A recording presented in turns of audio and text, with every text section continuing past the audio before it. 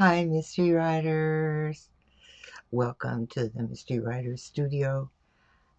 Today I wanted to talk about story conflict and how it works in your mystery. We're going to talk about conflict specific to mysteries because a traditional mystery is not like a thriller or an action adventure novel. You may have some of those elements in a traditional mystery, but it's just a little bit different. You're not going to have, probably not going to have multiple fight scenes and physical conflict, but you still need conflict.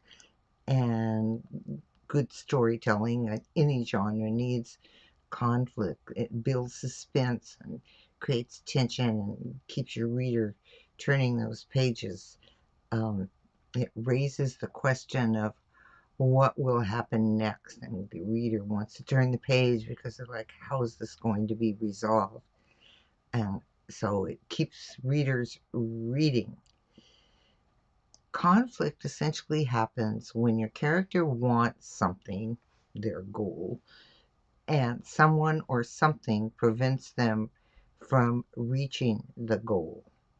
So just think about that for a minute. Think of all the different ways that you can provide conflict in your mystery. Your main character has an external goal, which is to catch the villain, right? And each protagonist also has inner goals, depends on your character, and you can bring those inner goals into conflict as well.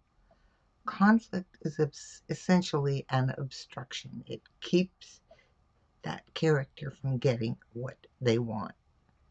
And through most of your mystery novel, your character cannot reach that external goal of finding the villain because things and people get in the way.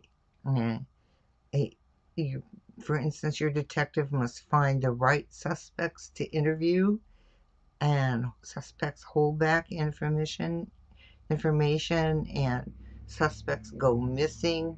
There's lots of ways that you can introduce these obstacles and obstructions into your story, because it's the nature of a mystery novel to put obstruction in your detective's search. Every time your protagonist tries to overcome an obstacle, they meet a new obstruction.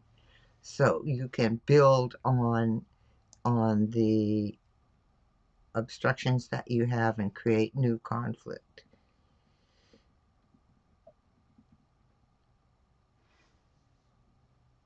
So obstruction creates conflict, and conflict creates struggle. Mhm. And struggle results in outcomes, and that's pretty much how your story goes. And these outcomes may be successful or so unplanned they lead your detective into more trouble. So let's take a look first at the external conflict of that story goal of finding the villain. Um, so every false statement from a suspect, and every red herring, and every attempt by an opponent, um, a trap set by the villain, are all conflict that impede your detective's external goal, that they want to find out who the villain is. All right, internal conflict comes from personal goals your detective has, and these are related to overcoming personal demons or shortcomings. And while internal goals deepen the character and make them more relatable for your reader, if you use them as additional obstructions to the main story goal, then your reader cares deeply. Internal goals in conflict with your main goal help your reader identify with your character as a person, and they care about them, and they care about what these outcomes are, and they actually root for your character to overcome these obstacles and achieve this story goal, find that villain, right? So how do you set up conflicts? You can search online for lists of different internal and external conflicts. If you're stuck, you can just do a search and you'll find ones that you can apply to your story and your character. But assigning conflict to your character is the easy part. What you want is to create a story, a mystery story that engages your reader emotionally. And the types of conflict aren't as important as how you use them in the story. This is part of your craft as a writer. The secret to compelling conflict that drives the story, is integrating it in the right place so it's integral to the mystery itself. So dynamic scenes are a great way to do this. They use conflict to change the character's scene goal from the beginning of the scene to the end of the scene. And I've talked about this before, but at the beginning of a scene, your character starts out with a goal in mind, and then in the middle, there is some obstruction to the goal, and at the end, your character has to make a decision about what to do next because they've been obstructed, all right? So conflict arises not so much from fistfights and things like that, but from the decision that your character has to make. She may need one more piece of information to make that decision. She can't even make the decision because she doesn't have enough information, all right? Or he may grasp at a thought and only have it take him on some wild goose chase red herring thing that doesn't really apply.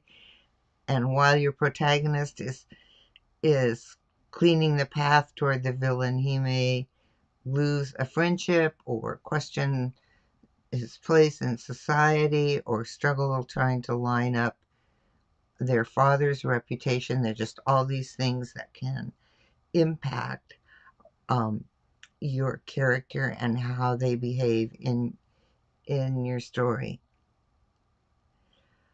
So the trick is for you as the story creator, the author, is to mix and match and plan your mystery conflicts. All right. You want to integrate each of your conflicts into your mystery, and you need to mix the internal and the external conflicts, and you can even set them against each other. Set the external conflict against an internal desire, or an internal desire against the external goal of identifying the villain. And each new conflict compounds the difficulties for your sleuth. So to start, you can start with a list of major external and internal goals. And your list doesn't have to be long. You're just going to play with the ones that you decide to use. And each time you confront your protagonist with an aspect of a conflict, internal or external, you stress the way it impedes their progress toward their goal.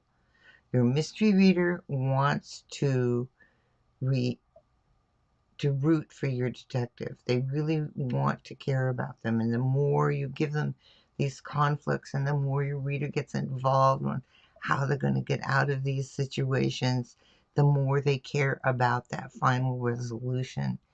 And that's why working with different aspects of conflict, with 2 or 3 main goals that you have set up, it intensifies the relationship with the reader.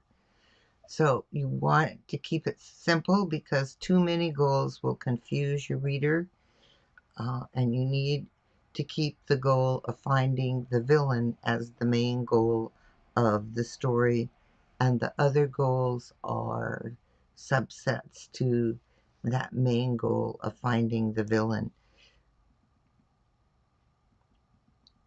So you can choose and focus to plan your mystery conflicts.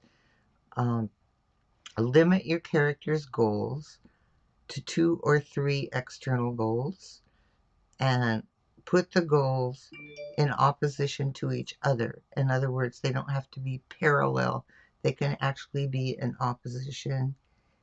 And then, I don't know how many times I said this, but you want to create conflict in each and every scene that you write. And remember, conflict is how your character must make a decision. It isn't about physical danger per se.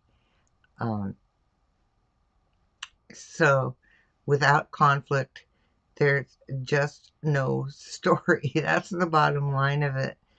So have fun brainstorming your goals and brainstorming the conflicts and keeping the reader on the edge of their seat. All right. So just one other footnote I wanted to say: when you write a series, the external goal, finding that villain, is going to be different in each series, but the internal goals can remain constant. So your reader, when they're reading the next book in a series, and go, oh yeah, I remember she had that trouble with her mom or whatever it is. Um, so I hope that helps. I hope that helps explanation, and especially for new mystery writers, you don't necessarily need a lot of physical conflict, but you do need conflict in every scene. So use those goals and the obstructions um, to help you create conflict and keep your readers engaged. Okay, that's it. Thank you so much for being here, and I will see you next week.